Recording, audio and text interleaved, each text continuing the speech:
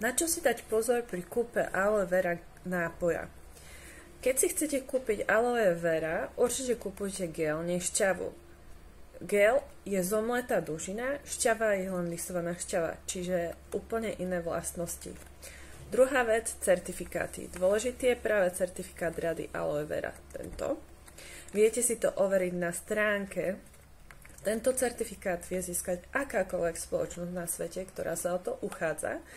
Dôležité je ale, že niektoré firmy si uvádzajú certifikát, pretože kupujú certifikované aloe, ale potom ho ešte spracovávajú, dávajú rôzne príchute a dajú si tam certifikát. Takto certifikát sa nedáva, alebo nemá sa dávať a tým pádom ho nenájdete na tejto stránke a tá firma naozaj ten certifikát nevlastní.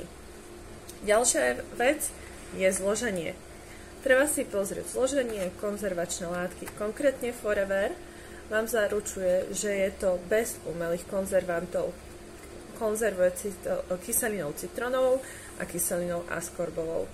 Ak vás zaujíma viacej informácií, napíšte. Ahojte!